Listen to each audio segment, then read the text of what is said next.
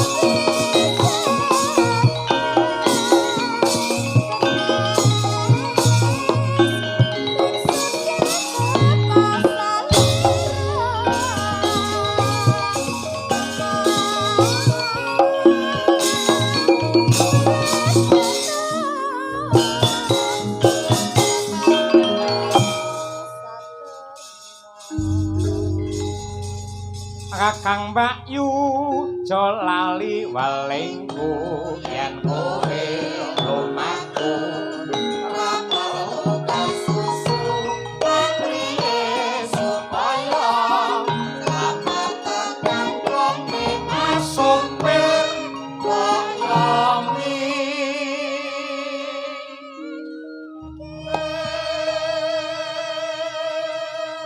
dadi pati uripe wong sak njero bis utawa sak njero kendaraan utawa montor apa wae kuwi gumantung piye supire.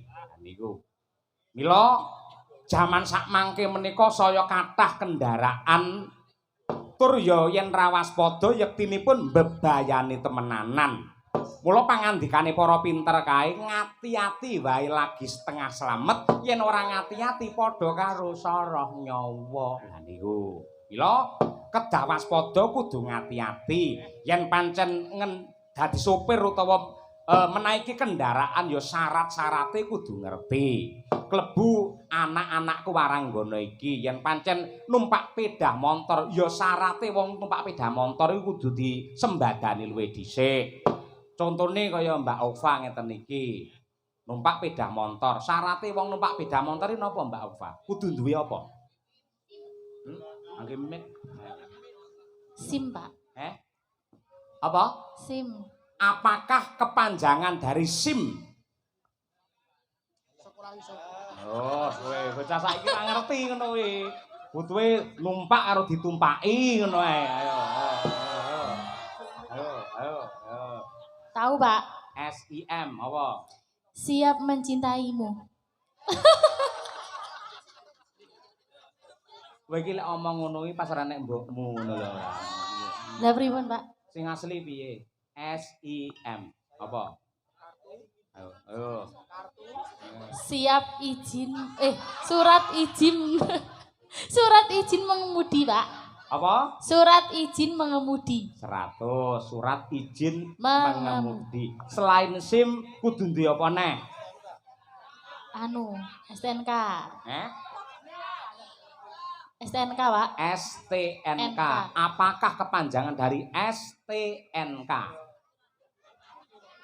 Surat tanda nomor kendaraan, Pak. Salah. Dan apa, Pak? Dudu kuwi. STNK, saya tuwa ning kenceng. Lah tak nak lah. Sosis Walid layu. Bener. Saiki lambu-rambu lalu lintas nika. Nuwun sewu yen enten apa kuwi plang rupane putih njur dasarane iki abang ne apa maknane? Kudu piye lan numpak sepeda motor roh tandha ngene piye? Neng perapatan pamane sisih lor, Pak. Lor ki ndelalah sampean kok kidul to. Lah ning kene nek pelang sret putih terus abang. Ngono. Apa? Kudu piye? Lek rono piye? Ayo. Stop.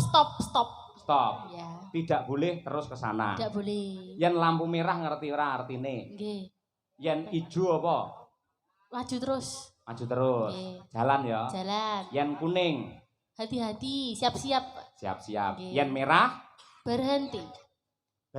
Henti. Nah, kuwi bapak-bapak ibu-ibu kudu digatekke. Yen lampune merah kudu berhenti. Merah kok nekat teges